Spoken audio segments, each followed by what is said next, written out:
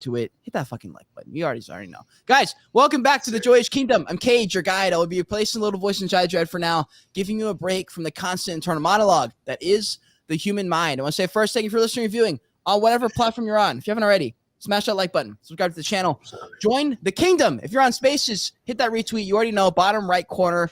If you're anywhere else, hit that follow. You guys already know we have great episodes coming out every week. Tons of content. We have Zoro the Wiz today, a digital pioneer specializing in AI and SaaS. Is basically succeeding online. We're going to talk about a lot of the things. We're going to talk about Web3 opportunities, if there are any left. We're going to talk about the social media as a landscape, because that's the way I like to attack it. It's an industry. And the future of AI, innovative technologies, how that affects consumer markets and creators like you and I. Zoro, my man, welcome. Thank you so much. I appreciate the kind introduction. It means a lot. I'm super happy to be here and just dive into this new technology. It's what I do all the time, and that's where the whole digital pioneer brand comes from. So I'm really excited to talk about it. We're here to talk about all the things, and you're here to drop some of the alpha, not some bullshit alpha like I hear too much of, where someone says some stuff and I'm just like, there's no way that you just said that and thought you said something. Like, that is the most mid advice I've ever heard in my life. I know you don't have any of that because you wouldn't have the success you have. So I guess before we dive into some of the like the alpha, I guess you would call it, what is something someone would need to know about you that would give us a little bit more context on why you're at where you're at, why you're able to accomplish some things you've accomplished, why you've even bothered to accomplish some of those things? 100%. Oh, man. I guess it kind of comes from my dad. I'm a lot like my dad, which is ironic considering, him and I like butt heads quite a bit.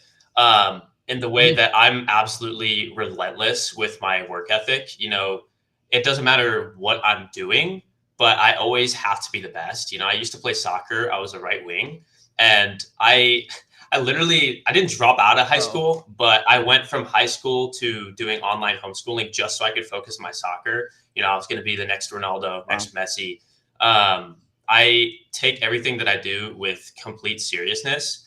And I think that's where a lot of people go wrong, is they tend to get complacent once they see a little bit of success. Whereas with me, it's like, even with my wins, it's kind of a blessing and a curse, but I'm pretty emotionally detached from it. Like, all I see is the very end goal. Like, even the micro wins don't mean too much to me, if that makes sense. So I guess it's that perspective that's really helped me, get to where I am. 100%. Do you think, is there something your dad did growing up that instilled that, or is that a little bit the main thing that's different from you two, that you can't quit, that you can't like not be the best? That's hard because my dad didn't explicitly do anything to instill that. I don't know. And, growing up, he wasn't around too much, which wasn't his fault, because he was focused on providing for us. So he was working, he moved us to, be near better schools and everything. But I don't know what it is. It's just maybe being like the oldest sibling, he had more of an imprint on me when I was like really little, because he was more around back then. But I just always saw how much this guy worked, and I didn't think much of it at the time, but I really think it rubbed off on me, even to the point like where our sleeping cycles are the same. He's a very light sleeper. And for me, if there's even like the tiniest like light in the room, I can't sleep. And so sometimes I wonder if it's like a little genetic too, as weird as that sounds. Dude, you know what's crazy? I've gone through the most unreal transformation in the last few years, especially just like, I think it's a little bit just maturity. Like, I'm 25 now, and like everyone always says 25 is the number where your prefrontal cortex develops. Yeah. So I don't know if it's a coincidence that all happened in the same year, but I watched a show, which I'm sure, why is TikTok, why are you doing this, bro? All right, someone's like hacking my TikTok, I think. Anyways, it's totally fine. I got a notification saying this live must end in 20 seconds or your live will be taken down or something. And then Crypto Dream followed up with, that's a fake notification. And then right after, TikTok logs me out. So TikTok, we're going to have to deal with you later. Yeah. But I was going to say, I watched a show that I'm sure a lot of people are familiar with called Game of Thrones. Yeah. And I didn't really know what to expect when I got in, other than I just wanted to get it over with because everyone kept yelling at me to watch it.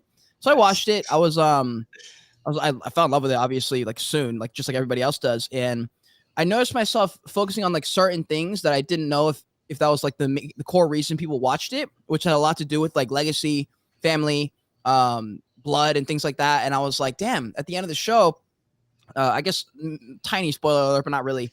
The people who survive at the end are a group of like very different upbringing type of people. Like there are people whose dad was like a beggar. There's people whose dad was a king. Mom was, anyways, it was like, the point is, it didn't really matter what they were. It's just like what they instilled in their kids and like what the kids like wanted to do for their family. And it was just really powerful because I was like, holy shit.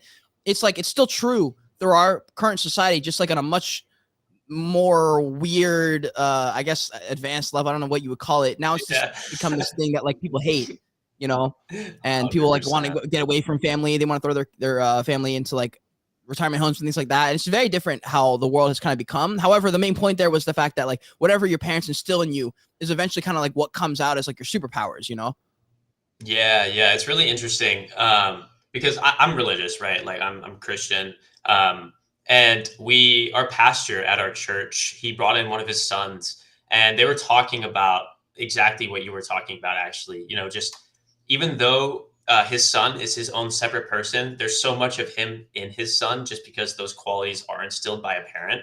And I think, as weird as it sounds, in a modern age, media has taken the parent's role and started to instill qualities in children. So we're seeing, the breaking up of the family, especially in like Western civilization.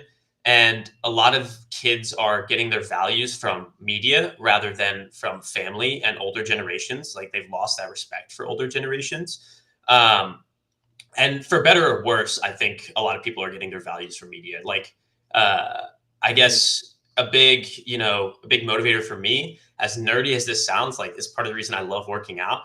I absolutely love anime, right? Like I find it very inspiring. I find like the characters, the underdog stuff, very motivating. And those are like characters that I look up to, as weird as that sounds. And so that's kind of, I guess, an example of that media instilling that those values, those sets of values. But some people get it from the wrong things, Bro, that's such a good topic, honestly. And before anyone clicks off because they think it's going to turn into like a religious debate or something that, guys, here's the thing: is like they're all tied. Like it just is true. Like we just have sort of detached, and I think a lot of it has to do with the respect factor. I remember growing up, I would put my like inspirations and inspirational heroes into these movie characters. Like Brendan Fraser or Mel Gibson or some of these like OG actors who are just classic masculine people. And it was because I didn't like respect my dad growing up. I didn't know what he was doing. I didn't realize he was as badass as he was at the time. I was like, oh, he's just a fucking teacher. Like, what a nerd, bro. Like, what are you doing? Like, how are you just a teacher? And I didn't realize he was like working with Microsoft and like representing the United States at like all these conferences for like computer science. And I was like, and as I got older, I was like, oh, my respect grew. And then I started to notice that like the reason I liked some of these other characters is because all the other qualities they had were pretty much just my dad. And I was like, wow, that's so crazy. But you're right about the reason I bring that up is the media sort of took over. And like whatever other people were saying is kind of what became my opinion. And I just kind of like went down this road of like, yo, what even is happening? So anyways, before we get too far into that road, we'll probably come back to that, to be honest. But I know some people are here just because they want to make fucking money and because they're trying to grow their Instagram page. And I'm not going to lie, bro. I would love to know how to 4X my Instagram page. And you, my friend, grew a page from nothing to like 50,000 followers relatively quickly. So I'd love to dive in and get some non-mid advice because there are people who get the game. And I've seen your stuff. And I know you get the game. So, bro, just talk about that whole experience and how. 100%. So the mid advice is consistency is key. That's the mid advice, right? Which I saw your TikTok, bro. I saw your TikTok last night. And I really think it's important that I touch on it quite a bit, just because it's true that consistency is the key, but it's not the whole picture. So to give some background, I've been creating videos on Instagram Reels for months upon months, and each video costs me, I pay my editor like $30 per short, which is on the higher end, but he's very good at what he does. I love that guy. Nice. So I pay him $30 per short. And obviously, there's a lot of different factors that go into video content. Obviously, like we were just talking, you're like, move your light, angle down your thing because the fan. It's these tiny little things that make the biggest difference. So back then, like the content wasn't performing and I knew it wasn't the editor. Obviously, a lot of that falls on me too. But if you scroll back in all of my Instagram Reels, you'll see that honestly, like the quality isn't really there, whether it was my audio setup, my backdrop, you know, my video quality, whatever it was, there was something that was always missing from them. And I think where people get the wrong idea with consistency is they think consistency is just volume, right? If I post once every single day, like I have to grow at some point, but they don't actually do anything to improve the quality of their videos. And if you're continuously, like they say consistency compounds, but if you're compounding zero, like if you're multiplying zero, you're still going to get zero, right? So I watched a Mr. Beast podcast with Lex Friedman. I don't know if you're familiar with him. I am. And one thing Mr. Beast said to me that really stuck out was you should be making an effort to improve one single thing in every single one of your videos, whether that's, you know, with YouTube, something in the thumbnail, something with the audio quality, something with the lighting, something with the backdrop. It doesn't matter what it is. You should be making an effort to improve one single thing. And so that's kind of a process that I undertook. If you even go back to like maybe like a month ago, some of my reels, you'll notice that the angle, like, Wait, actually? yeah, like if you, the angle is like too close on my face in some of the reels, and then the backdrop's like super light, whereas now I kind of have like the lights in the background of the computer and everything like that. Yeah, you can probably go pretty far back. Maybe that gaming video at the top. See, that's my backdrop now. It's like it's got the computer and it's got the lights. It could still be improved big time. But if you go like far back, you'll see that like my backdrop was completely, see those right there? The ones you're, Yes, I see. it's different. And it's crazy because these are still doing really well. I would say they're just not as good. Exactly. It's just the subtle little changes, improvements. Ooh. That one went crazy. That one was good. But I think the topic was the one that made that. And I think a lot of people like claim to pretend, you know, like they know the algorithm, when in reality, no one actually knows what's going on. But when you improve these small little things in each of your videos, you're going to have a much higher chance of hitting with one than you would if you were just producing the same quality. So I guess in finishing, it's not just consistent volume that you need to be focusing on, but consistent quality as well. And just increasing the amount of videos that you do is not going to help you grow, especially if it means lower quality videos. And a lot of people sacrifice that quality for quantity, which isn't great. But once you hit that hurdle and you get one to go, that's when you kind of hit that snowball effect and each one does better. Well, actually, I was gonna even add on to that and say I would agree with you, even though I would say a lot of my audience would be like, Kate, what are you talking about? I thought you thought the opposite thing. And it really depends on your goal. If your goal is specifically growth of that social media account, I would agree there. Yeah. If your goal is like what I was 2 years ago, which was like become the guy who is known for interviewing everybody in Web3 and reviewing everybody in Web3, then all I'd focus on was like a specific amount of content or a specific type of content a lot, so that people kept seeing my face with certain people and so that I could get face recognition. But my goal wasn't growth, even though that was also a way to get there. I think I just chose the other route, probably a little bit out of my insecurity, not believing that I could produce that type of high quality stuff. So I just figured the easier is to pump out the quantity. Yeah. And I would even argue in the very beginning, if you really don't know what you're doing, it's at least a start is to just get videos out. And then at that point, if you're like, okay, I understand the game a little bit, I've got some videos under my belt, time to upgrade. At least, you know, look at the script and see if you can do the first 15 seconds a bit better and get people hooked. Because that's pretty much been the hack. A lot of people are saying, they're like, if you can get the video, if you can get people to watch the 7th second or something, like you'll jump from the 200 view range to like the 400 view range. Yeah. And if they stay to like 20 seconds, you'll jump to like the 2000 view range and things like that. And I look at all like my best performing videos, and it'll be like, you know, 40% of people watch all the way to the end. And I'm like, oh my God, that's why it went viral. 40% of people who watched it watched all the way through. That's crazy. What is it about it? And then I break it down. And I'm like, oh, it's because I led them through a fucking story and the quality was good. And I kept leading them with like another Easter egg. And so there are things you can learn. So what are the 3 important things to change? Like, what did you notice the biggest difference in when you changed them and you improved them with your Instagram and your setup? First was just what you were talking about, scripting and storytelling. Being able to tell people a narrative that captivates them, turns even like the most boring topic into something that people like to watch. For example, you know, I've made videos on like JP Morgan Chase and like how they're building an AI bot. super boring topic, right? But if you're able to tell it in a way that's engaging, and I like to throw in my jokes there sometimes, like make self-deprecating jokes. If you're able to tell it in a way that keeps people engaged, I will say, I think the one thing that these platforms do care about is watch time. Like, throwing hashtags, trending sounds, like putting that off to the side. Watch time keeps people on the platform longer, which is what these algorithms want. So that's something I'll always stand behind, which is the second thing, optimizing for watch time and trying to keep people engaged for as long as possible. So optimizing there, and then also video quality is huge. The technical aspects, a lot of people neglect that fact, which you can go viral without it, but overall it helps your chances of going viral exponentially, just because it makes it easier to tune in. And then probably for a third thing would have to be, I think, the editing of the video and finding a way to make things your own. If you look at my content, it's very hard to replicate. The editing style is pretty unique, and the way I script my videos, it's completely my personality. Most people, they just throw the Hormozy captions on there and they're like, yeah, this is the one, but it's like so copy and paste. You need to find, and for some people it takes a while to find that ground, but you need to find a way to differentiate yourself, because everyone wants to be a content creator now, and everyone's doing this crap. So those are the three things I'd say 100%. Dude, isn't it crazy? A few years ago, I literally remember so vividly. It's crazy. I have like the most vivid memory of like one of my best friends in middle school. I think it must have been middle school.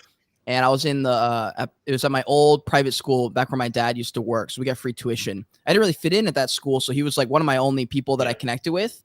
And I remember even to him, I was still shameful in telling, in like explaining to him when I was showing him this video that it was a YouTube video that I wanted to post. Yeah, I feel that. Because I like making YouTube. It was so embarrassing that one of my closest friends, I could not even like tell without feeling bashful. And of course he like didn't care. He was like, dude, that's fucking awesome. Like great goal or whatever it was.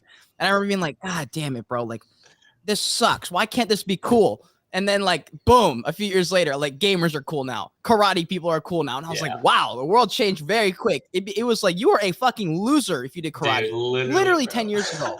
You were actually a loser if you did karate. It was unreal. And I remember thinking as a kid, like, why though? Like, why is it that like defending yourself and fighting is not, it doesn't even make sense. And then I don't even know, bro. Dude, there's a bunch of things when I was growing up that I just like, I would look at stuff and be like, what? So true, man. Even, with my example with anime, like a few years back, bro, like you were called a weeb. You were basically like the biggest dork ever. It's something you have to keep hush hush. And now like, you're not cool if you don't watch anime. It's like so weird. I'm being pressured into watching it now. I have no choice but to watch it now. And I didn't want to, but all my friends watch it. So I'm like, fuck. It's like you just get indoctrinated. I think it's so funny how quick like culture shifts, especially as the internet's grown and matured,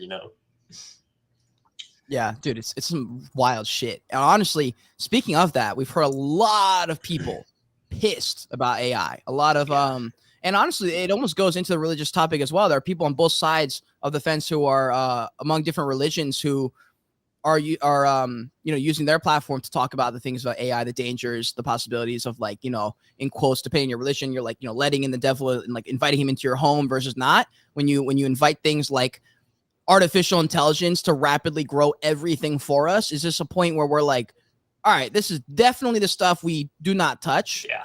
Or the other side is like, nah, this is happening no matter what, and China is going to beat us if we don't do it, so we must do it. And then you get the question of like, okay, well, we should regulate it. And they're like, yeah, we should, but what if China doesn't? You're like, well, like we should make them. You're like, yeah, but what if they don't though? And you're like, okay. You're like, what about Russia? You're like, all right, well, chill. And you're like, what about Japan? Like all these countries, you're like, shit, what do we do at this point? And you run an AI agency. You use AI in your agency. You're able to make money. That's what we're here to talk about. But on the broader spectrum, what are your thoughts on AI as a movement and personally for yourself? Man, that's a hard one. I think AI is massively beneficial. Like, I think it's a net positive. Granted, I don't, when it comes to things like regulation, that's extremely hard because you also have these external factors like other countries, like you were saying, that might not regulate it. but I was talking Yeah. about I forget who the guest was, but I was watching a Lex Friedman podcast. I love watching those, Nice. and he was talking about how we need to halt AI right now, because he broke down these basic concepts, like AI should never have access to the internet, which it does now. AI should never have access to private data, which it does now. Basically, all of these things that would allow it to become something dangerous, it's fulfilled all of those. And so right now, his idea was that we're basically speed running our own death right now. And in terms of the future, what that holds, it's really hard to say. But I will say that I don't think there's enough funding going into AI security and these regulation processes that would actually keep us safe. And I think it's quickly outpacing us. I think we're moving very fast. But right now, in terms of what you should be doing about that, like the best thing you can do is just sit and watch, because we're witnessing history in real time. It's like the digital renaissance, right? So we don't know if it'll be good or bad, but what we can do is take advantage of its use cases. Now, AI, just like NFTs and Web3, people like to paint Web3 and NFTs as like this big grand venture. NFTs it's just a technology, right? It's just it allows people to own things on the blockchain. That's all it is. And it's the same way with artificial intelligence. People like to blow it out of proportion. And a lot of people have been capitalizing on the hype to make like really mid tools. If 90% of AI tools are just absolute crap and they don't actually solve any issues or any problems. And 10K a month with ChatGPT, blah, blah, blah. I think AI is useful for building these frameworks. If you're already an expert in your field, AI basically is just a tool to help you, build on that expertise and something that you can leverage to do things faster. But it's not like the all-in-one solution to everything like people like to paint it as. It's just a technology at the end of the day. So if you're a normal human being and you've got a couple skills but like not really, is the advice you would give them is to go learn that skill first and then start to figure out how if you even can automate with AI? I just feel like when I saw a video and you were like, yeah, I'm working with some of these AI things, some of the software stuff, and I'm sitting here going like, bro, I don't even know what to start with. When I think of the word software, I just turn off. My brain's just like, nope. I took computer science in college. Like the word software makes me want to puke. So I can't even imagine what that looks like as a non-coder myself. I've tried coding and I suck at it. I don't like it. How are you able to even begin thinking about that? What skills did you already have that now AI is helping? Yeah, absolutely. So in terms of coding, I'm a non-coder as well. And we built our software using no-code tools like Bubble. If you want my honest opinion, this is going to be controversial, but I really don't think coding is a skill that's worth learning. Any coder I know that is like actually proficient in that skill, it took them, 5 years, 10 years to like really get good at coding, to build like actual software that does, help and solve problems. Whereas no code is already at a point where we were able to build a minimum viable product that actually solve those problems and build even more on it with very little experience under our belts. And if you started learning coding right now, 5 years, when you're actually proficient at it, imagine how advanced no code's going to be. There's probably not even going to be no code tools. Like AI is going to be doing the coding. And then what was the second? Oh yeah. What was the second question you had? Well, it may have had more to do with the software or what skills you learned before. Yeah, AI. absolutely. So in terms of skills I learned before, I was very focused on, building funnels and then copywriting. Those were probably the first skills I learned when I started my entrepreneurship journey. In terms of learning the skills before enhancing them with AI, 100%. Like become proficient at what you do and then integrate AI into it. You can also use AI in some ways to help you learn those skills if you're good with prompting. True. But 100%, I just become proficient at it, because you might end up shooting yourself in the foot if you're not already a good copywriter and you don't know what good copy is. The AI spits something out that sounds good to you, but it's actually really bad. And I think, again, with AI, like if you're a copywriter, for example, I'm just going to keep using the copywriting example. It's really useful for building those frameworks. Yeah, it's applicable to a lot of people, and you use copy in any business. So it's great for building those frameworks. Guys, it's like the act of like writing things to like get people to either click the email or buy the thing. Like copyright is like the copy, the written stuff that you see that is like Yeah. advertising kind of thing. That's what copywriting Words is. that It's a lot of sell. money if you can get it right. It is. Exactly. So if you're proficient at it and you basically, use AI to build those frameworks, it essentially, you don't have to start from scratch. It like doubles your output. So if you're Yeah. doubling your output, you can produce 2 times more copy that's actually good. You can take on more clients. And then if you have a team of copywriters that are using AI to supplement that as well, you just increase your output exponentially and allow yourself to bring on more clients without, sacrificing that quality. But Yeah. that's if you're a good copywriter and you know how to turn copy into good copy, So, Yeah, bro. Yeah, I would say so. Also, I see Krishna saying 40% of all code on GitHub now is AI generated. That's it's crazy, coming brother. quick. There's specifically some skills that I'm nervous about that haven't really come true. And I hear like I see Nick in here, Nick Hall. He's a excellent trader, excellent content creator, entrepreneur dude. Shout out Nick. But he's a day trader, and like I learned trading the last few months. I still am learning trading, and I like trading. I don't like it that much, but I like it a lot. Yeah. And I'm sitting here questioning because I'm like, I feel like trading and coding are pretty much the same type of skill that could be taken over in a very quickly in a very quick and similar fashion, and they could be wiped out across the board. And every time I bring it up, the traders are like, yeah, but the AI bots aren't that good. I'm like, yeah, but like they're not good yet, but like in 1 year they will be. And like Yeah. 1 to 5 iterations of AI later, we will be completely eradicated from that sector of the market. Like I just don't see a world where that doesn't happen. I'm trying to figure it out. And you're definitely not the right person to ask because you're not a day trader, but it's something that I thought about. But as far as like skill sets and stuff, there are certain ones I'm nervous about. For yourself, what are the skills besides coding that you think may not be as helpful to learn because they'll probably be wiped out / replaced because AI is just a little bit better? That's a really good question. And first and foremost, in terms of skills that like won't be replaced, I think anything that requires human, creativity, like soul, is something that will never be replaced by AI. I saw Casey Neistat video, which he like made a vlog that was generated with AI, and the concept was there, like it had the drone shots, the B-roll, and everything, but the soul wasn't, right? And so the video felt very, very plain and soulless. But Interesting. in terms of, skills that you shouldn't be learning, first and foremost, yeah, day trading might get overtaken by AI. Right now, with AI, it still requires a lot of human input, right? So if you're proficient at any skill, AI is just going to, make it a lot better for you. But yeah, definitely coding's one. Copywriting might be one. It's pretty hard to say. To some extent, probably, marketing. I've already seen like AI trading bots that are coming up. I've talked to some people, I can't say who, but they're claiming that their AI trading bots have like 94% accuracy. I'm hearing some of that, bro. I'm not kidding. I've heard some people talk about the bots, and I'm like, what?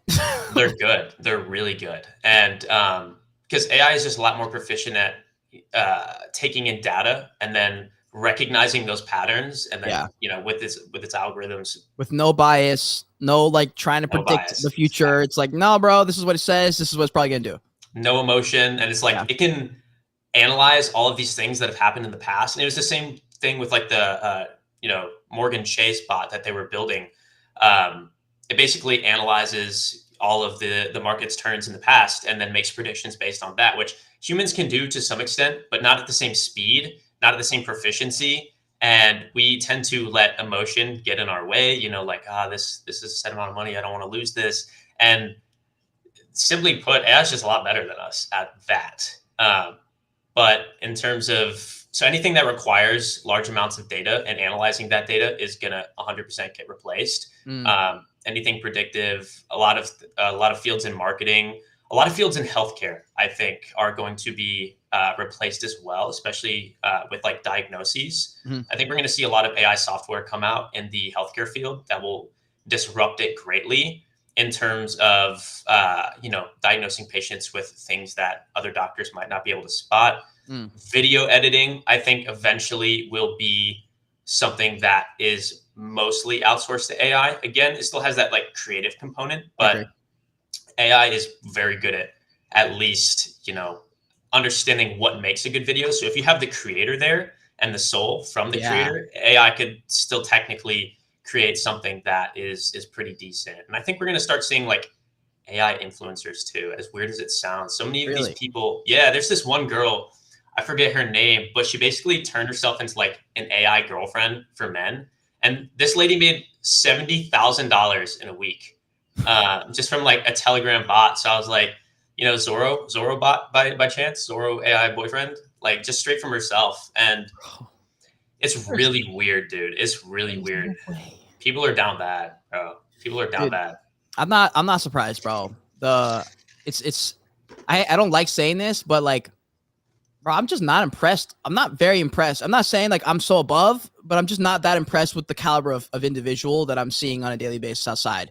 It's not very impressive. It's not something I'm trying to be part of. The girls that I see have no interest in ever marrying any of the people I see on the fucking street. That I'm just like, bro, how could you ever think that like someone worth marrying would be interested in like what you're putting out right now? It's just not at all interesting to a guy who's like not fucking desperate for anything. You know what I'm saying? And like Yep. the girls don't want that guy. So it's like it makes sense that like both parties are getting fucked here. Like the girls can't find the men and because the men aren't looking for them. And then the men like are not looking for them and the boys are out looking for them, but the girls don't want the boys. So it's like what is there to do other than to just level up yourself? And then people start taking a little bit of accountability on both sides. And 100%. we as a culture have gotten a little bit weak there. However, do you think with like the invention of things that put us into a cyborg like reality, like Neuralink, where it uses AI, it uses your connection to the internet to turn you into a superhuman of sorts, are we fucked even more now? Because now we're like the ultimate beta where we don't do anything because we can just snap our fingers and like it zaps in front of us because that's the power of the universe. Like, where does that lead us? What path do we go when these things start to happen? Because it's just in stages, but it's probably inevitable, you know? 100%. No, I fully agree. Neuralink's something that scares me because on one hand, and I guess it's just the entire AI field in general. On one hand, you have like the good use case applications where it can help cure people with paralysis, like neurological diseases that affect your nervous system. It is effective in treating those diseases and giving people a life that they otherwise wouldn't have been able to live. And then obviously leveling up human intelligence and consciousness. First and foremost, I'm not putting anything in my head, but second, in terms of dating, yeah, we've become increasingly dependent on technology. First and foremost, we have dating apps, which use algorithms to, keep us on them, swipe, swipe, swipe, swipe, swipe, right? We're already being programmed that way, being shown, stuff that is not right. And people are using like AI apps to like come up with pickup lines and help people with dating now, which it's like, and some people have just given up on dating entirely. And like I said, have like AI girlfriends. And it is sad, but it's like funny and sad at the same time. But also, it's a very deep rooted societal issue. And I think it's going to continue to get worse, especially as, oh man, that like, I don't know if you've seen Blade Runner. I got to watch it. I haven't seen it, but I've just seen so many clips from it. So bad. The "You look lonely, I can fix that" stuff. And I think that's low key where we're going, especially as these technologies continue to improve. And it's not going to be, I compare what we're having right now to like the Industrial Revolution, but the Industrial Revolution was over a period of 80 years, right? But what we're seeing right now is like a digital revolution, and it's going to be quick, like 5 years, 10 years, like a decade. And it's going to overtake us so quickly. Things are moving faster and faster each year. And I think we have some really bad, deep-rooted societal issues, both men and women, that aren't being addressed and are going to continue to get worse. And it's going to be bad, in my opinion. And I also keep hearing the narrative. They're like, there's so much evil going on in the world and like it's all these things. And I'm like, bro, it's not all these things. It's the fact that like people keep choosing to do evil shit. Like they just keep fucking up. They keep choosing the wrong thing. They keep like having the choice between a good decision and a bad decision when they know the good decision, they know the right decision already. They know what they should and shouldn't do. They just aren't living by it because there's no moral code anymore. It's just whatever media says, and media is saying everything's good. It's all good. All of it's good. No matter what you do, there's a solution to whatever you feel the need to have. It's disgusting a little bit. It's gotten to a point where it's getting disgusting. And I just watched I can't help but bring it up because I just watched Sound of Freedom. I was and just it's so about to bring it powerful, up like, too. yeah, I know you're watching it soon. I watched it and I did a 6-month stint at Darkness to Light where it's always been an important thing. I have a little sister. I worked with kids before and I know the realities of like why some of the kids are bad in daycare. It's like, bro, they're getting the shit kicked out of them at home. Like that's why, or they have abusive things happening. So it was like it hit very close to home for me. And that show sort of outlines what happens at the extreme situation of yes to everything. Yes, of course, like we're starting to see some of those parades that it's kind of gone all over the red pill movement, to be honest, to a point where I can't even tell if it's actually true or not. Yeah, But a lot of things like all these, fuck, I'm going to get this wrong, but whatever. Like this big parade about something to do with gender or something to do with sex, whatever. Yeah. And it's something to do with like, we'll touch your kids or we'll touch something along that. And I'm just like, bro, do y'all not see that like with this much freedom, there's like, we start to realize why there were rules in the first place. So we start to realize why they were there. And we're like, oh, wait, so can we be adults here and remember that that's why they're there and actually adhere to a little bit of a moral code? Or do we just keep going down that line because it feels so fucking good today just for civilization to crumble in the next 20, 30 years? Because I don't think something like Neuralink is something to be feared, except it's us. It's us, our decisions we're going to make with Neuralink that's going to fuck us up. So it's like people blame all these things. I'm like, no, bro, it's literally like the individual choosing to choose fucking evil every single time. It's so crazy to me. And we're getting to a point where it's almost so obvious that I'm like, what the fuck is happening? What does it take? Yeah. Oh, Jesus.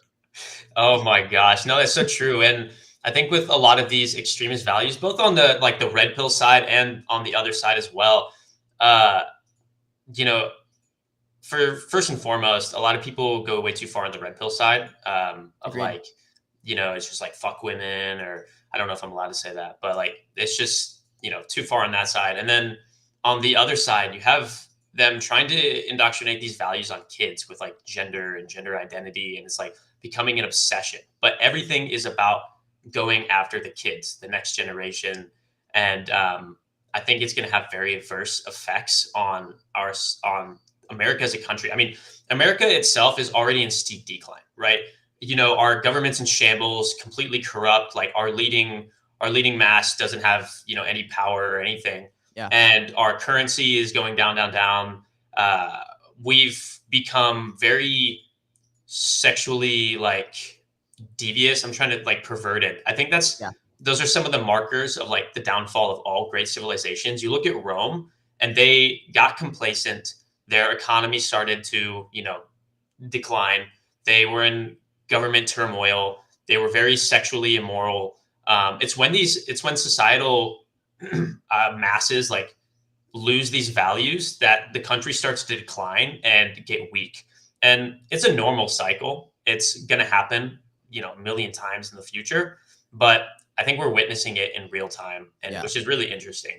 It's pretty wonky, bro. I've been watching a lot of podcasts with the actual guy who went in there from Side of Freedom, not the actor, the actual guy. I've kind of obsessed with watching his journey and hearing things because like there's so much you can learn from someone who's been there and saved those kids and stuff like that. And one of the things to talk about is like the small micro steps down to hell, if you will, for like lack of a better term. And they're like, you don't just become someone who does really, really gross, disgusting, vile things to like the most innocent of innocent people, which is just kids. They're like, you get there from like every single time choosing the bad decision every time, and it gets progressively worse because it gets to a point where now that's average. You're like, oh, now man, this sexual category isn't enough for me. I gotta have this one. And I think every person who's ever watched porn can understand that. Like, no, that's how it is, bro. It gets worse, and it always gets worse. I've been there. Anyone watching, you're lying to yourself right now if you're saying that's not true. If you ever watched porn and you ever like had that realization of like, what's going on? Like, why are my categories getting more and more extreme? You finish and you're like, what the heck? Yeah. Dude, and then it's bad because you feel like shit. Like, why do you think it's bad, bro? Because it's not natural. It's not how you're supposed to be. You're not supposed to be letting those things in. You're not supposed to be doing those things, bro. Like, and you can, but you're gonna find yourself in a bad spot. And then if you let it, like, I don't want people to think that people who are on the extreme ends are different, bro. They are you and me. They just did a bunch of things and got to that point. Anyone can become that, right? It's like one of those things where like humans are capable of a bunch of shit, some really unbelievable, incredible achievements, amazing feats. Adrenaline rushes can make you lift up a car. And the opposite side, the same person can turn to a fucking demon, bro. Like it's some scary, scary shit. And the only reason we're bringing it up, guys, I don't want people to think this is like a religious debate or something. The reason I bring it up is because media is so tied in with our culture. And when we're talking about making money online, there's an equal polarity there of like, there's some level of like scary, bad things that happen with that. And a lot of people also attribute money to evilness and things like that. So it's like a topic that all kind of coincides together. And then the fact that I just watched Sound of Freedom like 3 days ago, that's why it's on my mind. I can't wait to watch it, bro. I'm excited. I really, I want to have my eyes opened even more, you know? Bro, it was a big movie. And yeah, anyways, we'll move on from that topic because you're gonna have thoughts on it that I'm interested to hear your thoughts on it after you watch it. But absolutely. Anyways, switching focus back to like AI, social media, for people's benefit monetarily. 100%. Let's see. There's a few questions I want to get in here, and I'm not sure which direction I want to go first. Well, let's start here in Web3 land. I feel let's give Web3 some love here. Yes, sir. I started in Web3. I mean, I've been making content for a long time, but I really started going hard and making money and stuff when I entered Web3 2 years ago. When did you enter Web3? What was the role that you wanted to play? What was the goal? Did you accomplish it? You still in there? You trying to leave? Like, what's the deal with Web3? Bro? Yeah, so I'll kind of run through my little Web3 journey. So Web3 was my initial introduction to like entrepreneurship as a whole, and I'm thankful that it happened, but also it skewed my perception of money greatly. And I'll kind of get into that a little bit. But I got into it November of 2021, trying to flip NFTs, grind whitelists, getting rug pulled, losing money as most people do. And then it was around February of 2022 that I came across I was watching a YouTuber for a while. His name was Liam Evans, NFT Zerk. Bro, we love Zerk. Yeah, we love Zerk. Love Liam. He's like one of my, I guess, OG like business mentors. And really? Yeah, he's just an amazing guy. But so nice. I know. I love him. I love him. I couldn't sing enough praise about him. But I used to watch his videos, and it was just like the usual NFT stuff. Like these projects are gonna 50x, 100x, whatever. And he was doing advisory on a project called Neuromod. I hopped in there. I was super active in the Discord all the time. Like I was so excited. I was like, this thing's going to the moon. And I talked. I was in there so much that I obviously caught attention of the staff. And it's really funny, like thinking of myself back then because I was so naive and the bar was so low. But I applied for a moderation job in the Discord. Nice. So I achieved my great dream of becoming a Discord mod. Let's go. But I just slowly worked my way up the ladder. And someone who is there with me is my current business partner now. His name is George, but you might know him as Web3 Hit. And wait, Web3 Hit? Hold on, I think I know that person. Yep, Exit Gaming, Web3 Hit. He's my current business partner at our agency. But I slowly kind of worked with Liam on Neuromod. Yeah. Small world in Web3. Oh, I engaged with them a lot, actually. That's hilarious. Wait, that's your business partner you said? Yeah. Him and I run our agency together. Yo, hold on. Smile. I'm gonna take a photo and DM it to them. All right, hold on. He might be in here. I don't know. 3, 2, 1. All right. I took the photo. I'm gonna DM it to them. I had no idea you guys were like affiliated like that. That's so cool. Yeah. He's an absolute G. He's a very hard worker, which is why we partnered up later down the line. But basically, Liam, brought me on to work with him at ZerkPass. Oh yeah, he's here. He's in the chat. It's his Mr. Noob. Liam's in here? Not Liam. George. Web3 Hit is. Oh, yo, that's hilarious. Yeah. Damn, I wish Liam was here. Well, honestly, I'll have to get Zerk on. I forgot that man is still grinding hard. I don't see his content as much anymore for some reason, but I forgot he's still grinding hard. And that man has made some serious fucking coin. He has. So you're right, bro. I need to have that conversation. We should have a round table. I should get a round table. We're gonna get a bunch of people who made some good money, and I'm gonna learn how to make good money. 100%, dude. No, it's definitely worth it. I learned a lot of business fundamentals from him, and from his. I worked with him on ZerkPass, which was his original Alpha Pass, and nice. we raised probably close to 7 figures, if not more, from that project alone. All like from the initial mint, sure, but also we had a subscription model at one time that was pretty good for like a lower tier. We provided a lot of value in that group too. I mean, we probably provided like 8-9 figures in like opportunities for those people. Now, of course, as the market, kind of drifted away and everything like that, it got harder to find those opportunities and everything. And then eventually, me and George were kind of doing our own thing. It was we just kind of split off and started doing our own things. This was like around August of 2022. It's very amicable. I know Liam was focused on his Web3 agency at the time, and I was doing like freelancing work because of the connections that I built off of ZerkPass. I basically started leveraging those connections to other communities to offer like collaborations to projects. And that's when I really started like actually making my own money. So I was doing like freelance collab work, and I got up to like 10K a month, which was unreal for me at that time. And in October of 2022, I started the Web3 agency Roundtable with my partner, George. Granted, it wasn't really like an agency at that time. It was more so like a glorified freelancing operation. We've been running that ever since. In terms of Web3, obviously we're an actual agency now. You know, we're an LLC. We're completely doxed, obviously. But in terms of what, which, by the way, that's like, but that's just like, on a grand scheme of things, the fact that like a 20-something-year-old and another 20-something-year-old are on a podcast, and we both have started businesses, like actual LLC businesses, it's sort of like crazy, bro. Yeah, it's sort of crazy that these things are being documented at this age. That's literally not a thing until today. Like, that's so crazy to me. Facts, 100%. Yeah, no, I 100% agree. Like, honestly, if I hadn't, come across Web3 and everything like that, I don't know where I'd be, right? Same. In terms of Web3, I will admit right now, like, it's on a little bit of a back burner. We're not focused on marketing because in this market right now, it's very hard to drive results for clients without them being like a very big company already, or obviously having massive pull in the space. And that's just the way the space is. These like crappy NFT projects are still coming in and expecting to raise 7 figures without any minimum viable product. So we've paused on a lot of those clients, and we're focused on, helping actual corporations, businesses come into this space and integrate that technology into their businesses. And we're also focused on content. We recently started something called Roundtable Reels.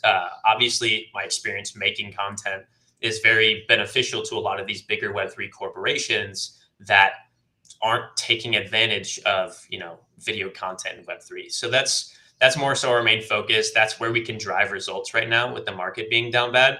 But I think the NFT technology has a big place in our future, but I think the space as it is won't be around, just the technology, in my opinion. Obviously, the people that are like making waves. But what do you mean, bro? Thread guy might change his profile picture from a monkey, bro. Yeah, that's no, important. You're right, man. Bro, yeah, you're important. Right. You're right. You must care, dude. That's like all it is. Honestly, a lot of people think I completely left Web3 and, did the classic Web3 to AI, whatever every guru is doing. But no, we still run our Web3 agency. I am focused on AI because I genuinely I love technology and I love like actually researching it and stuff. But Web3 itself, like the NFT space, I completely like removed myself from it. I think it's incredibly toxic. I think everyone on there has unrealistic expectations, and most community members are extremely entitled in what they expect from founders, and founders tend to overpromise, underdeliver. I don't like being connected to that space at all. I believe in the technology, but in terms of like where that space is at, aside from, creators like yourself, Ash, Robin, like a lot of those people that are still there and trying to make a difference, I don't like the NFT space. Dude, honestly, for me, I love Web3 because of what it was in the beginning. I still like the core message. It's not as linked as I thought it would be. It's really not about that right now. Like here's the thing, like you have to be radically honest to see that. Cause like for me, when I realized that's why I was staying, in attendance to some of these spaces, was because I was just fucking hoping I could get out of the project. I'm like, when are you going to pump so I can get the fuck out? Yeah. And that's a project I care about, by the way. I just got like 20 of them. So like, I don't need 20. So I'm sitting here going like, damn, bro. Yeah. Like twiddling my thumbs, like shit. Hurry up, bro. Like do something so I can get the fuck out. And I was like, shit. I'm genuinely as good as it gets for someone to be in your community as a holder. I'm as good as I'm a collector. I don't really sell like that. Somehow I didn't lose money trading NFTs, even though a majority of my L's came because I just bought things and never sold them because I'd never meant to sell them. Like so they just never counted as something I made profit on. So I'm like a good person to have in your community because I'll hold. But then I realized that, like, for me, I was starting to wonder when the fuck I could get out. And I was like, that's really not good, Yeah. because I always do things but first. And I'm already someone who doesn't want to sell it. So what are these people thinking? If they already want to sell It's and they're even already worse. more impatient than me, I'm like, this is not good, bro. And for 100%. me, I love the space. I love the tech. And I think they all kind of connect with like the VR, the AI, they all kind of connect. And I just want to be at the forefront of that. And I want to tie myself to Same. certain figures and companies in that space who may be able to bring me an opportunity that I can't get on my own. Like if I work with Project Kaizen for some cool stuff, they might get access to a certain software I can't get access to on my own as an independent creator with 9,000 followers, but they can because Tom Bilyeu is famous.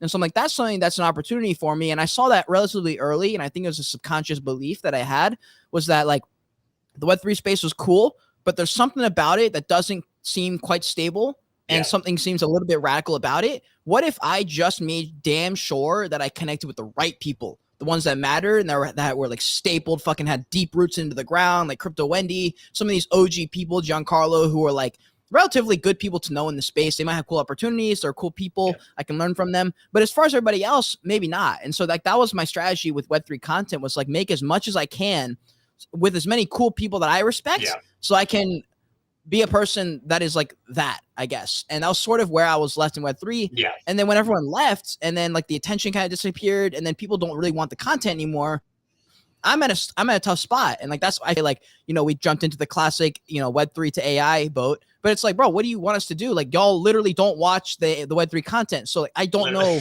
how I can help you. You're not watching you're only watching the spaces that you think you can get an opportunity in. So why am I evil? You know what I'm saying? Like 100%. I think that's what a lot of people don't realize as well. Is that at the end of the day, NFT projects and like they're startups, they're businesses, you know, the business fundamentals still apply. And so when obviously NFTs right now are a shrinking market, it's really funny because I was on with my business partner, George, and we're talking to like a lead gen guy. And he's like, all right, what's your churn rate? And we're like, well, technically, because, you know, we take these projects to launch and then they're off on their own, technically our churn rate's 100%. And he's like, 100%. And I was like, yeah. And then he's like, what's the like lifetime value? We're like, you know, 1 to 3 months, just because we're taking them to launch. So you have a 100% churn rate. You have a 1 to 3 month like lifetime value, meaning you can't project profits past those 3 months, right? Yeah. So it's very Web3 agencies as a business model are very tied to the performance of the market, which is something that we realized that we had to get out of, because if we stayed in that, we're constantly replacing clients, you know, having to replace clients, and with a space that's getting ever smaller, that becomes very hard to do. And it's hard to drive results because the space is small and you can't grow a project unless it's like something from Apple itself. So that's why we took the switch and we're focusing on content now for those big corporations that can pay for it and, you know, actually have the budget for that kind of thing. But that's why I don't understand people get mad, you know, at Web3 creators for moving on to something else. There are a lot of grifter types that like, you know, just kind of hop from thing to thing. It's the same way with AI. I've been focusing really on learning about deep learning, machine learning, neural networks. And I've been trying to actually familiarize myself with technology. But most of these like gurus and stuff, you know, they're like, I'm an AI expert, and they don't actually know anything about AI. Just, you know, throw you a couple tools and they're like, yep, this is it. I cannot wait for the thread experts, bro. Dude, it's so bad. I don't make any threads on like AI tools because they're so pointless, but they get so much engagement. I know I could probably like, yeah, they get thousands upon thousands of likes. I know I could roll up my Twitter if I really like focused on AI threads, but just feel so fake making them, because I don't know if I'm ever going to release something like paid with AI aside from my service, like a community.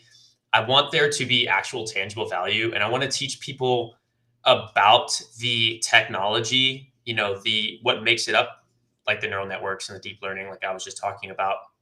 And then also, you know, how to actually leverage that in a business. But in order to do that, you need solid business fundamentals to start with. So if I did ever release something paid, it would be teaching them those business fundamentals and then AI, and showing them how to actually like intermingle the two. But not many AI gurus doing that. There's like, here's some tools, like go make money. And it's it's detrimental, I think. Yeah, honestly, I had like a question I was struggling with a little bit, which was like, what happens if I start making money not from the content? If the content is not my main form of income, what changed about my content? Do I have interest in still making the same kind of content? And that's a tough question for me to answer because I've been making money directly from the content for the entire journey of entrepreneur. Like it's all tied to my face, my name, the video, the production and stuff. So I've never even considered really not making money from that way. There's been some cool opportunities recently where I'm like, oh, this technically wouldn't really have to do anything with my actual face and video. It's like a different thing. It's just like work on the phone.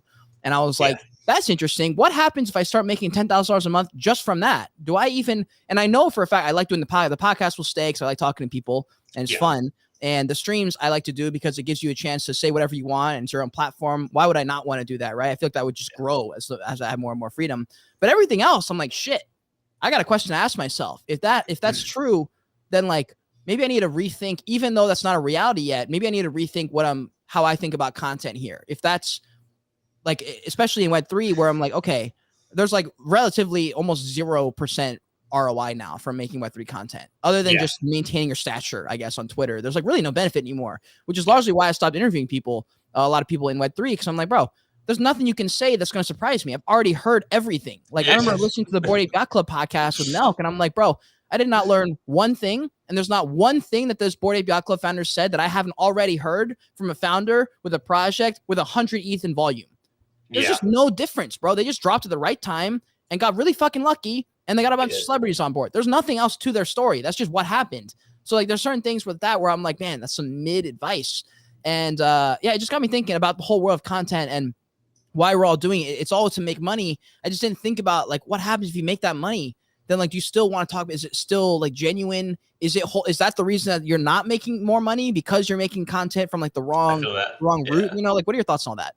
Yeah, actually, I think pursuing something like that, especially if you're bringing income from somewhere else, kind of gives you more freedom with your content in terms of like being able to produce what you actually want to produce and not being tied to something that's going to produce income. It gives you a little bit more room to explore creatively because it's not going to directly impact your income.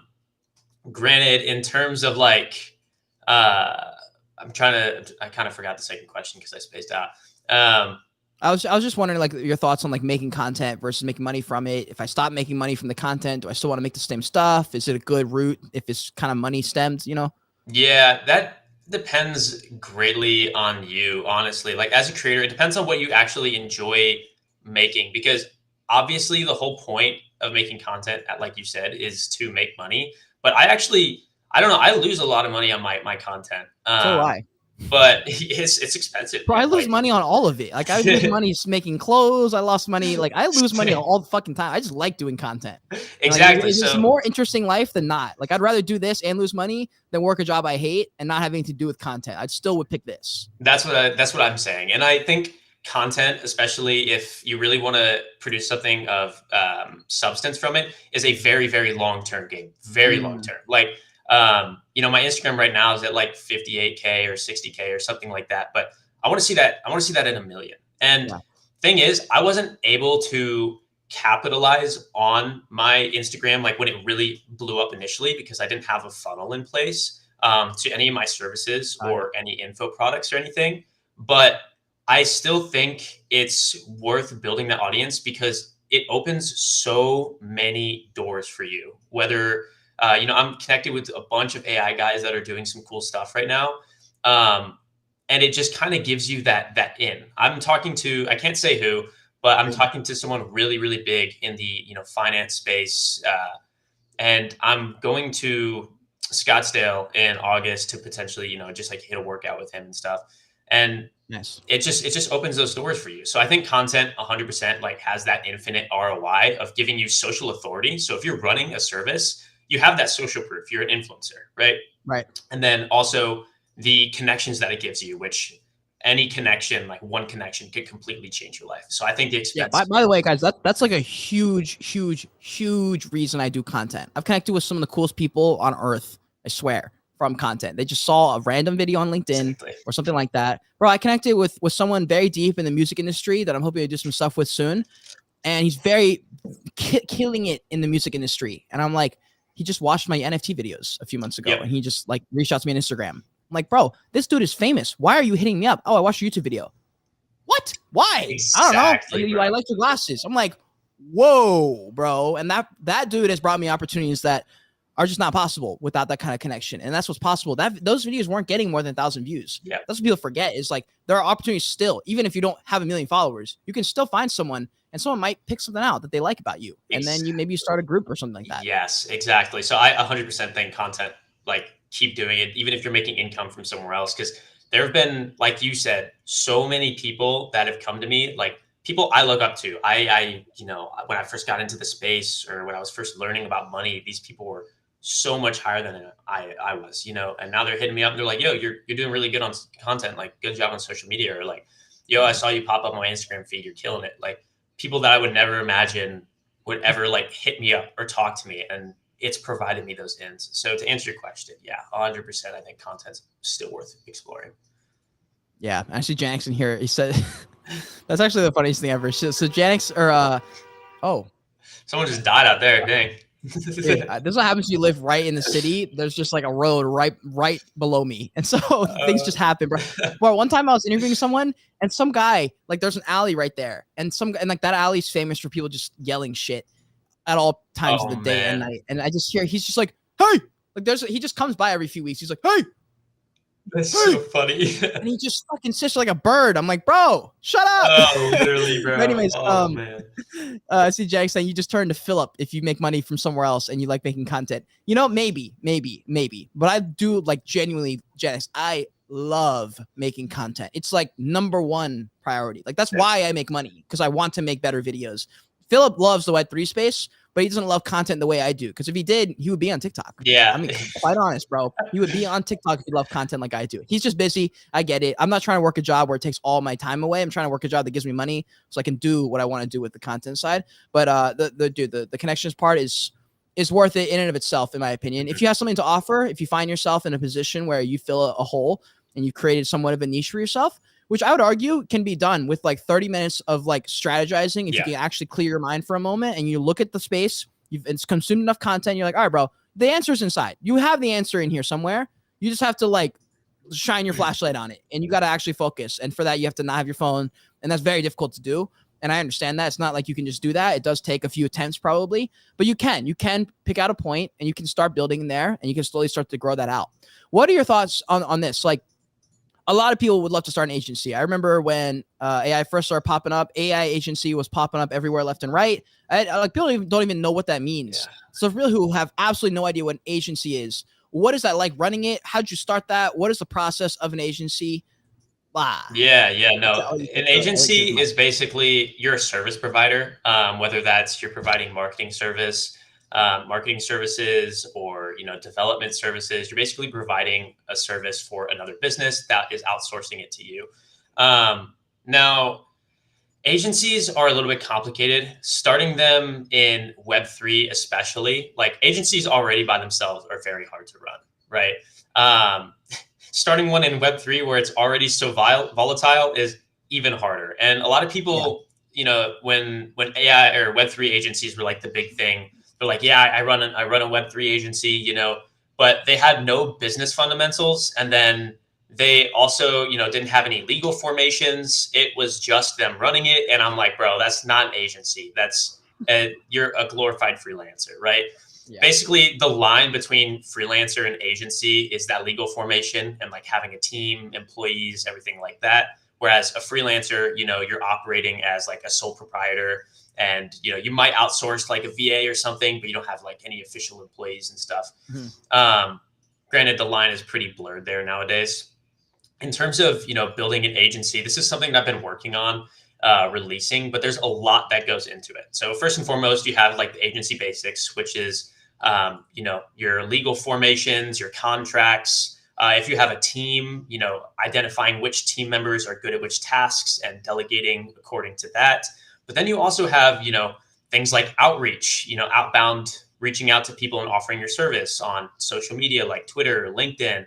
And then you have inbound, which is also why content creation is useful, because if you're, creating content and like demonstrating your expertise in your field, people are going to come to you and be like, hey, I saw you made a video on, you know, this 5-phase Web3 framework that raises 6 figures. We're interested in like those services. I think social media is incredibly powerful for inbound and outbound.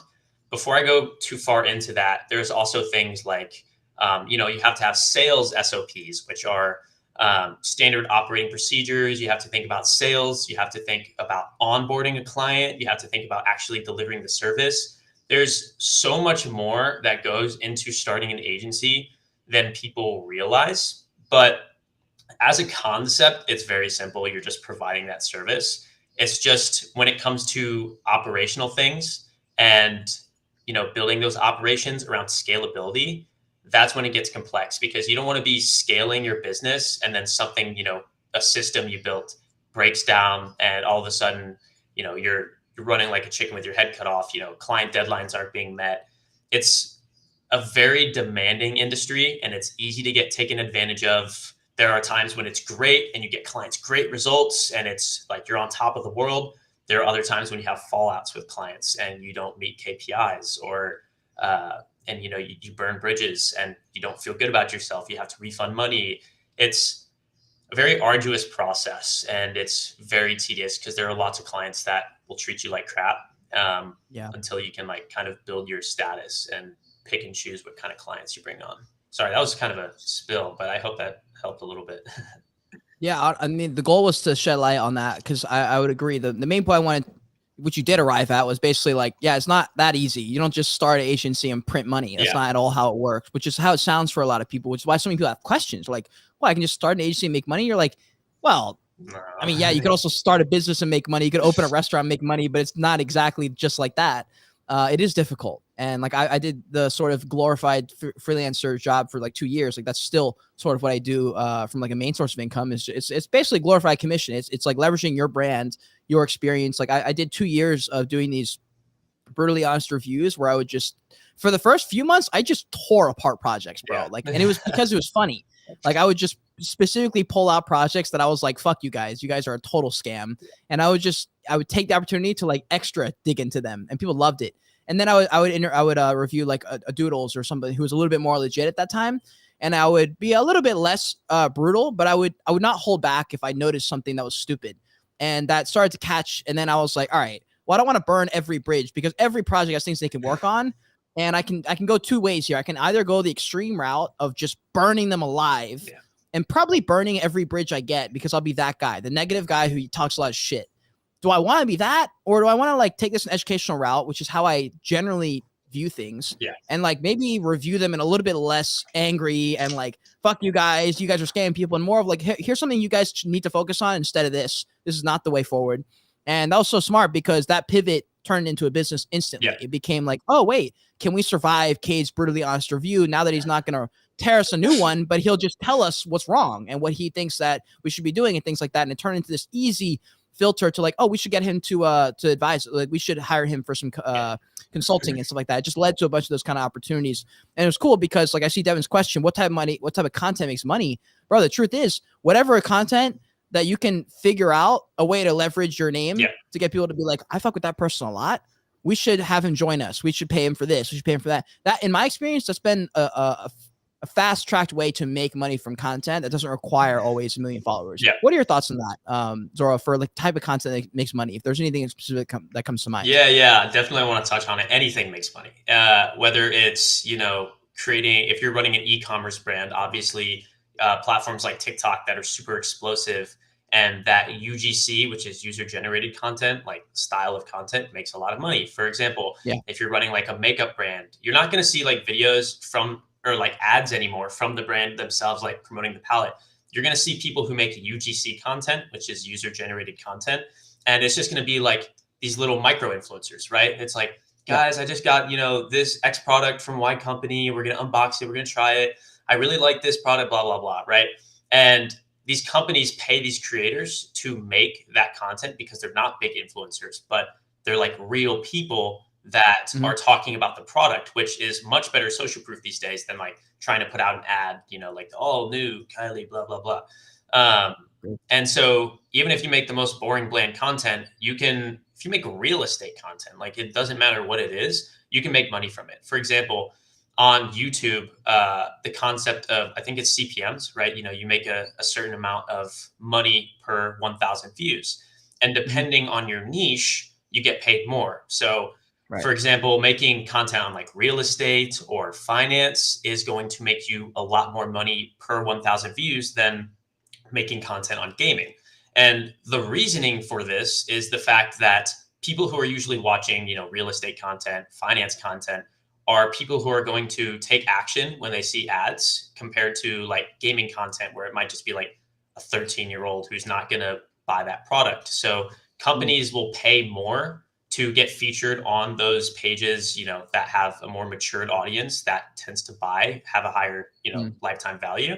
So you can make, money from AdSense and creator programs. You can make money from sponsorships. You can make money doing UGC deals. If you're running an e-commerce brand, you can make money making like TikTok videos. Literally anything makes money, honestly, if you can figure out how to leverage it. If I wanted to, I could, drop a Discord, an AI Discord, and start funneling people from my Instagram into that Discord, and set up a monthly recurring revenue from that. Of course, if it was valuable enough and stuff like that. So you can make from anything.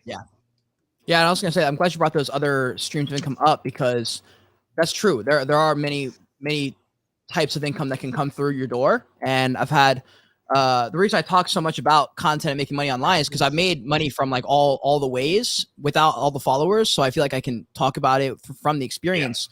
Like the sponsor and what you said a second ago too. Content's a long form game, so like it's a longer game, especially if you're not great at viral content. You just have to accept that. It took 2 years of podcasting before I got any question of a sponsor.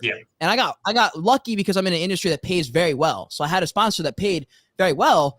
It was a 3-month gig because it's Web3, and like honestly the ROI just isn't there. I was surprised they even approached me, to be completely honest. But the reason they approached me is because my specific audience, which is something I thought through 2 years ago, and I thought it would pay off one day, and it did. I didn't expect the Web3 market to completely capitulate by 90%, but like, it is what it is. But like I had an audience that was very heavy, older than me by like 10 years. Like everyone who follows me, like over 60% of my audience, I think, is like 10 years older than me.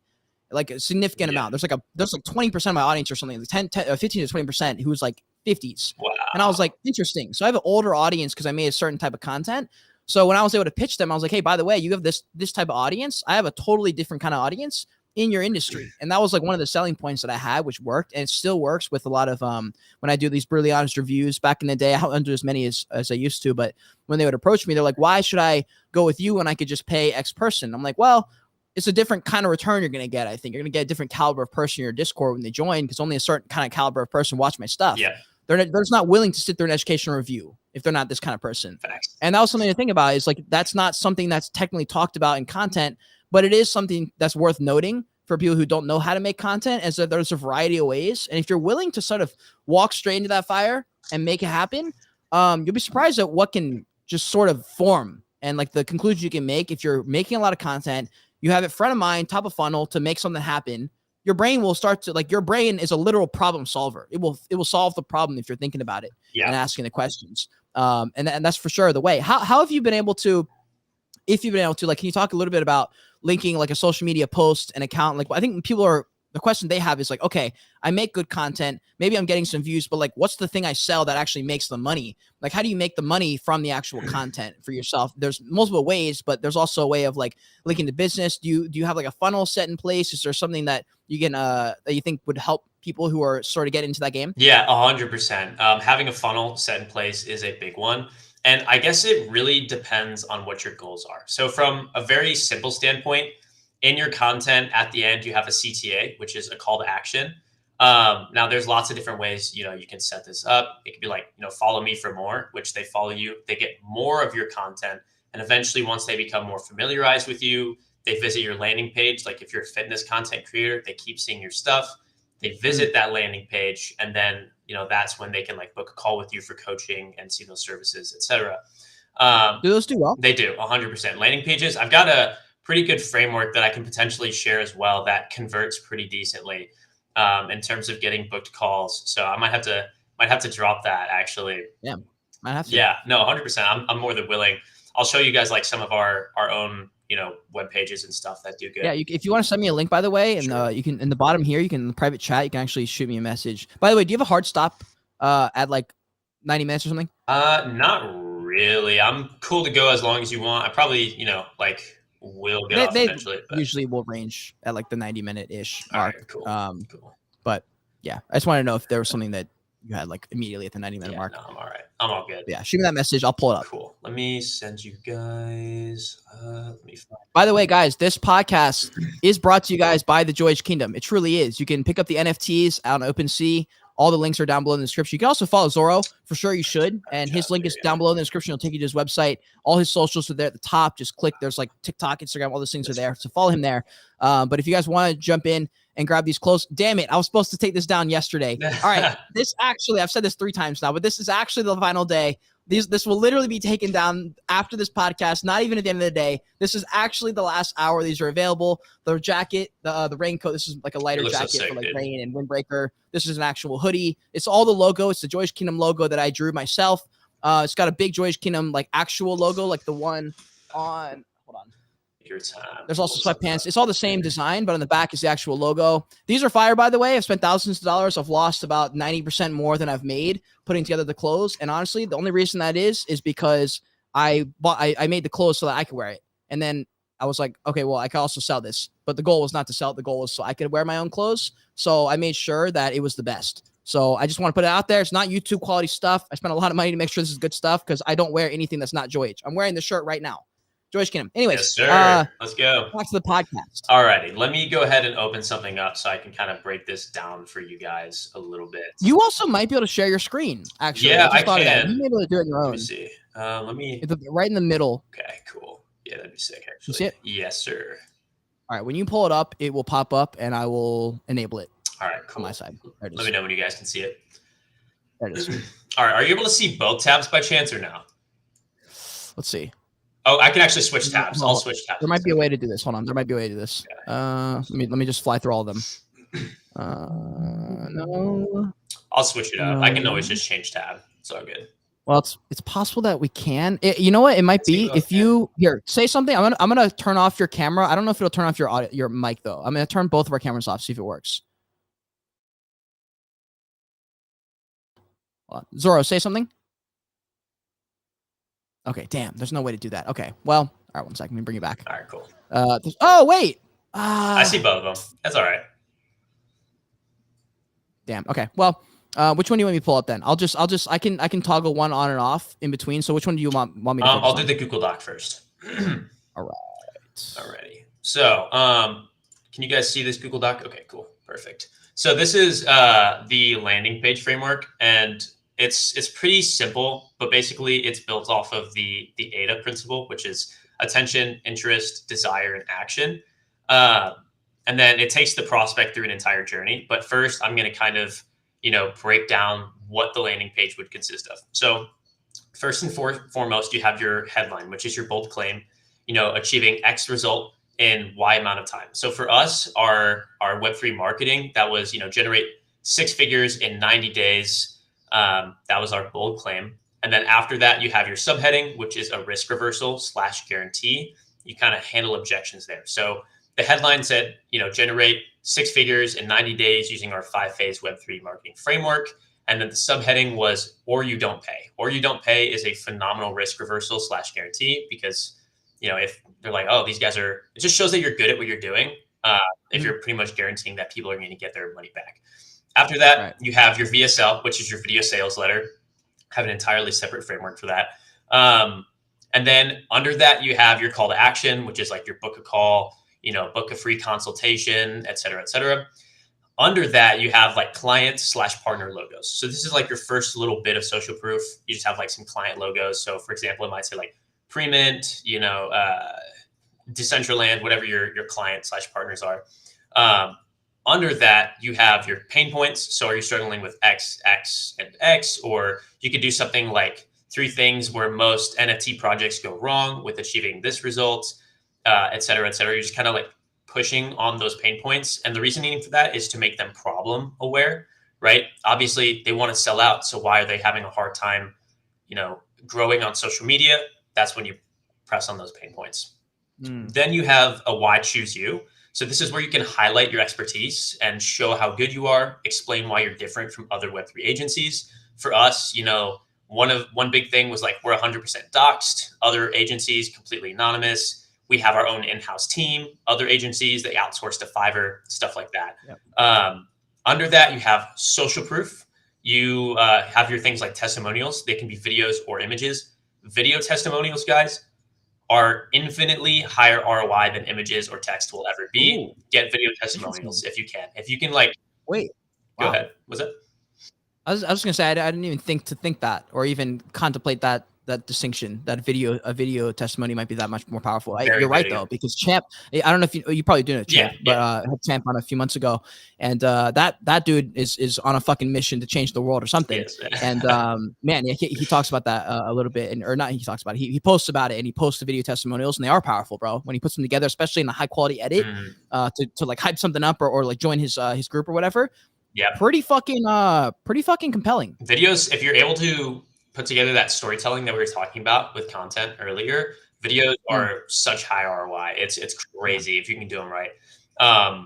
After that, you know, it's a little bit about your process. So this can be like infographics, flow charts. So this is where we talked about our 5-phase framework, which is the idea phase, you know, going to market, stuff like that, basically. And then after that, you have what's included. So this is where you set expectations. You show them exactly what they're going to get. So it's like a productized advertisement. And I'll go through the webpage and show you guys the example in a second. But under that, you have another call to action. You don't want like a call to action under every single tab, but you want to kind of remind them like, book a call, book a call. And then you have your social proof, more social proof. This is stuff like metrics. If you're doing email marketing, it's like Klaviyo dashboards, revenue dashboards. If you're doing like marketing, it could be, social media analytics, stuff like that. You have a short about us tab. And then under that, you have the FAQ and the Calendly embed. So this is where they can book a call, but you can switch these around. I prefer to have the Calendly first before the FAQ. But yeah, you can have those two at the bottom. So basically, how this works, and this is the entire, prospect journey. So first and foremost, they land on your landing page. They're unaware of the issue that they have, right? This is where your headline, your VSL, and your pain points will touch on this issue, make them, problem aware. Now that they're problem aware, you present them with a solution and your process, which is like, your unique framework or whatever you're offering. And then you compare. So why you're better than the competition, and then you reinforce that with testimonials. And then you have the purchase, which is the Calendly embed. The purchase in this case is them booking a call, and loyalty, keeping customers on is getting them results. So to go over the ADA framework real quick, attention, interest, desire, action. You get their attention with the headline and the bold claim and the VSL. You keep their interest with the pain points, why choose you in the process. The desire, you show them the benefits, sell them the dream, go over the features, and then the action, which is the social proof, the call to action, and the Calendly. It's like, all these people did it with us. You should do it too. Here's where you can book it. Wow. So, bro, what's crazy? So, thank you for going through that. That was phenomenal. Yeah, absolutely. I see in here, we're going to do two things. One, I'm going to go through my actual website. I haven't honestly, I probably need to update it a little bit, but it's a website I use for clients and stuff. And it used this exact pretty much funnel because I read .com Secrets and I put the book down on page 50 and redid my entire website. That night, I closed 2 clients. So it's crazy because it works. 100% works. 100%. Guys, I want you guys to know, if you watch my content and you trust me, I want to tell you guys that this type of framework does work. Guaranteed. I used it and it actually made me money. So I actually have 2 things I want to pull up over here before we pop into your website. Just because I want people to see this in action on my website. And this is something I've done for a while and it worked. So I'm going to pull up this website. And honestly, this is a not a guerrilla. What's the right word here? This is like a... It's the stuff that works like super... A rough draft version. All right. I didn't actually get the ClickFunnels membership kind of thing. I just made this on like a Google thing, right? But it's the same concept. I outline like what they need. So I'm like, yo, what if there's a way 10x the traffic coming to your project or business? Most people have issues getting this. And I think I adjusted this a little bit in the bear market. And I basically like highlight the problem. Like, typically you spend a bunch of money, you get nothing in return. Yep. They're notorious for being a fucking big Fiverr-led type of, 4 out of 10 quality type of group. While everyone's creating this NFT stuff, I've been out here doing fucking work for the past 13 months, doing exactly what you're hoping I do. I qualify myself a little bit here. I didn't follow your framework exactly step by step, but it's the same type of thing. I'm leading through a bit of a story. After coming through hundreds of websites, I found these are the issues that are holding them back. Good news is if your project is minting soon or already minted, there's a way to remedy these issues. Yeah. And I have currently 6 ways to help you. And based on what they wanted, almost everyone went with the full review, the brutally honest review, in which there was another funnel inside of it, right? And each of these have their own little funnel. So depending on what they wanted, each of these worked. And I want to tell you guys one thing. There's a reason I know it worked, because the very bottom of the funnel is copy and paste this and email me, because I didn't have a button. I couldn't figure out how to do the button thing. So I just had them email me. And the way I knew it worked is because they actually copy and pasted and emailed me the copy and paste that I asked them to do. Wow. They read all this stuff. They got through all the way to the bottom. They get sold. It's like for your current followers, you get this, which is what you said, outlining exactly what they're going to get. If you're a new supporter, this is what they're going to get. And for yourselves, the team, they're going to get that audit that they wanted. They get to say they survived the brutally honest review, blah, blah, blah. And then I try and upsell them a little bit, not going to lie. And then I hit them with the packages that we offer. And then say, if you're interested, just copy and paste this and email me. Yeah. And this worked like a ton of times, guys. This worked a ton of times. And it's the same framework as this, which is a very similar Google Docs of like sort of like my pitch deck for why people maybe want to do it. I kind of broke down a little bit of my analytics. These are my testimonials. I should have maybe had video testimonials for sure. I should have asked that. Yeah. Target audience is the kind of people who watch my stuff.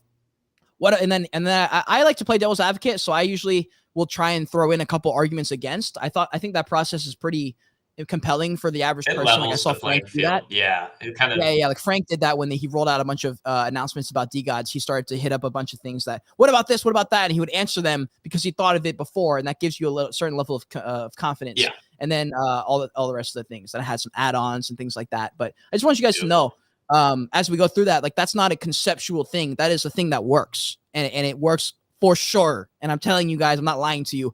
I have had clients close because of that framework. So 100%. anyways, now we're on your website, which is a lot fucking better. Yeah, I like building websites, man. I'm such a nerd for it, honestly. This is built on Webflow, by the way, guys, if anyone's wondering.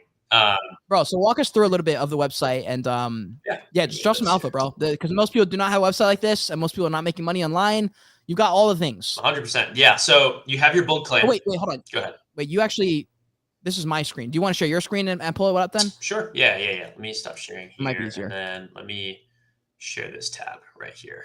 Share screen. I'm going to do this one. Now, this isn't a current landing page that we're using because, like I said, we're focused on the content creation aspect.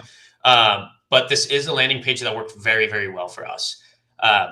So let me know if you guys can see my screen.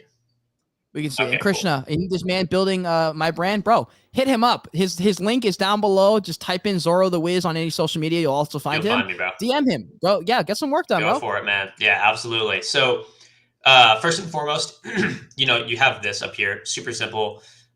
People can obviously navigate to the services that we have, the testimonials, FAQ, etc. Up here, you have a first call to action. Any website's going to have that in the top corner. It's always just good to have it up there.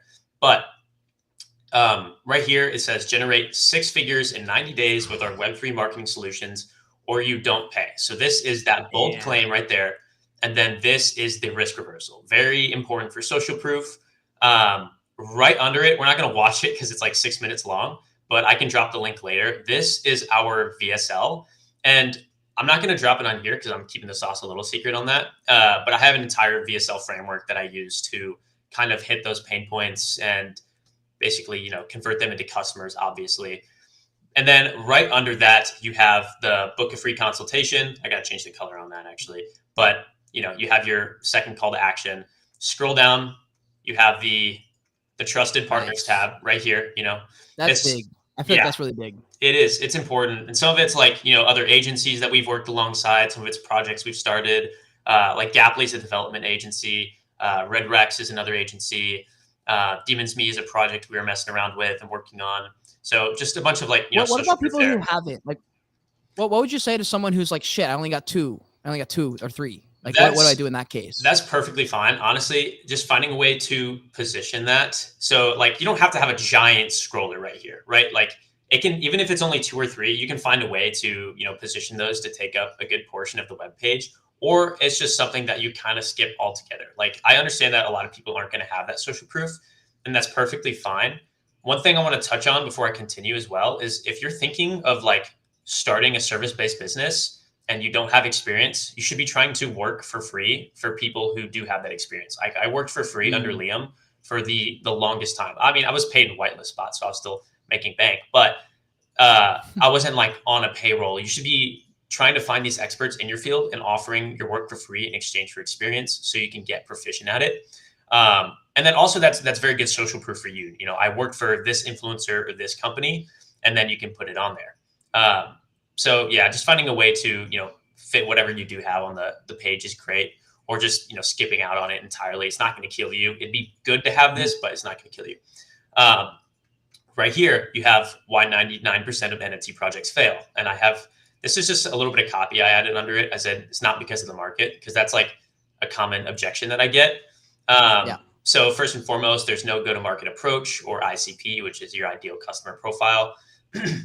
No unique selling point or minimum viable product. A lot of these projects try to launch without actually having anything to sell. And then they don't have an engaged community. You know, part of success for NFT projects is having that community that's behind them and passionate. So those are, you know, the top 3 reasons, in my opinion, that most NFT projects fail. And right down here is where it comes to the comparison table. Now, admittedly, this is kind of it looks pretty ugly, but it still converts, so it doesn't really matter. But essentially, this is just comparing other agencies to us. So if we don't perform, you don't pay. That's huge, right? Because that just instills confidence into your prospect, and they're like, wow, these guys like must actually be good. Organic reach to millions of potential customers. A lot of agencies in Web3 just bought followers, which I think is so funny when people just like bought their project to the moon and pretend it's organic, you know, hype. And yeah, it's just a bunch of comparisons, you know, stuff like that.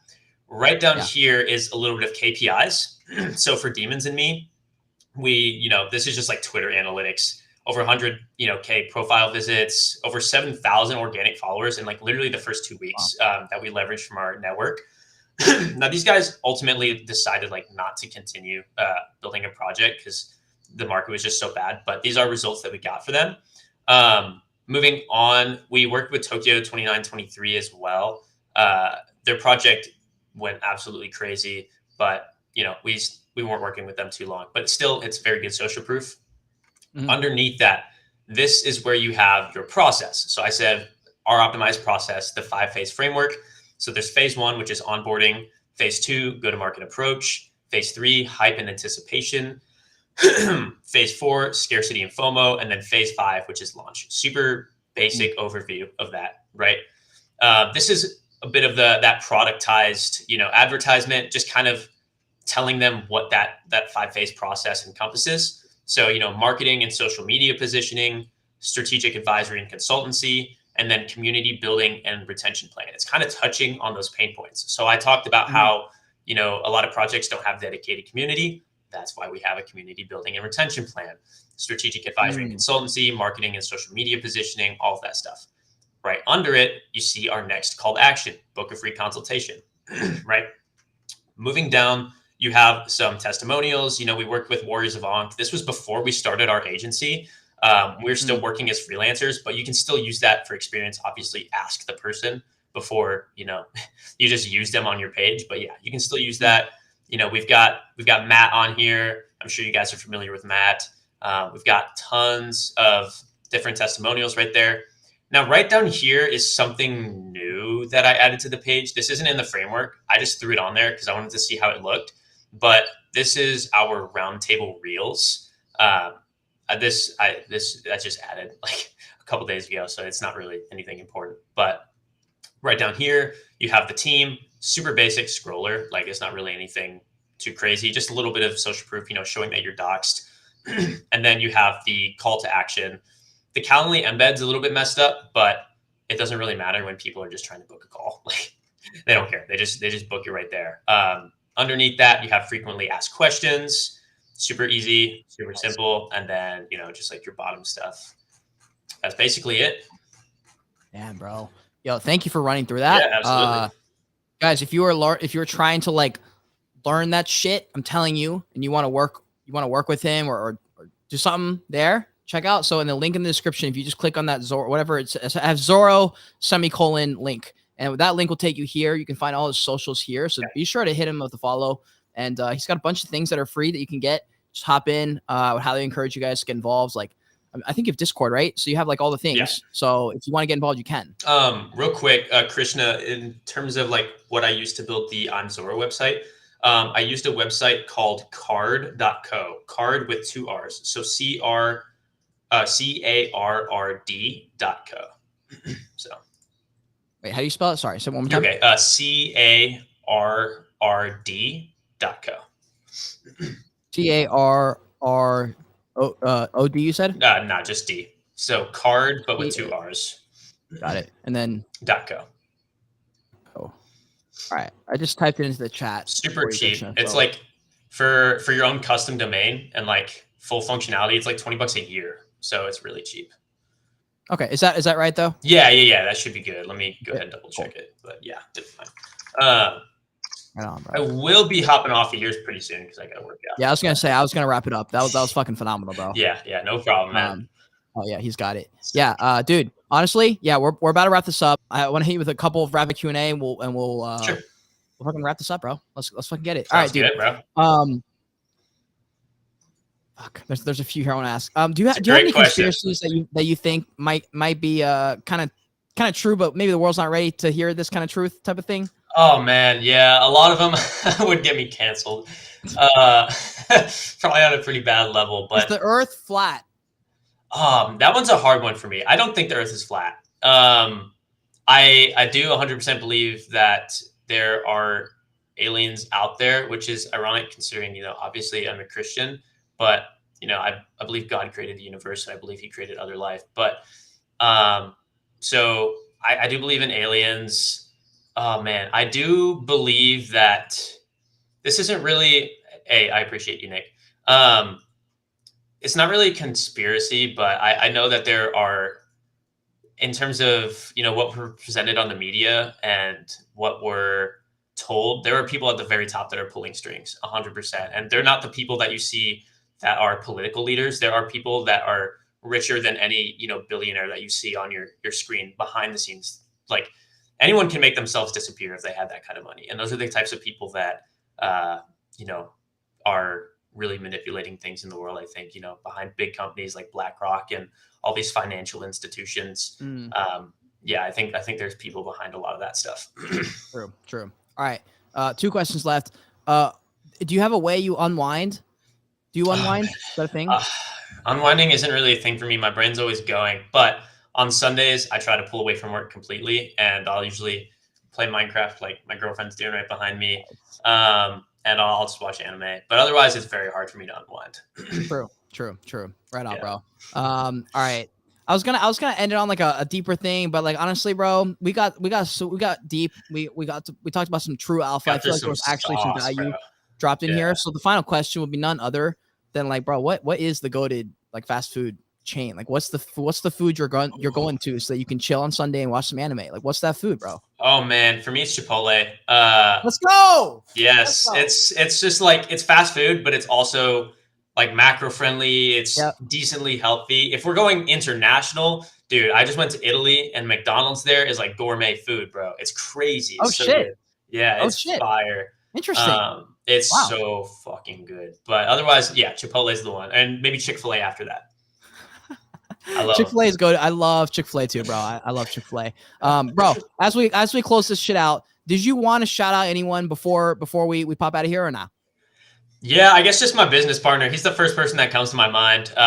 Definitely drop Web3 Hit a follow on Twitter and everything. And yeah, feel free to reach out to us if you're just in Web3 and you're trying to network, or if you're looking for services. I don't really care about monetizing this. Yeah, feel free to reach out and ask me any questions, guys. And I appreciate you, Kate, for having me on, man.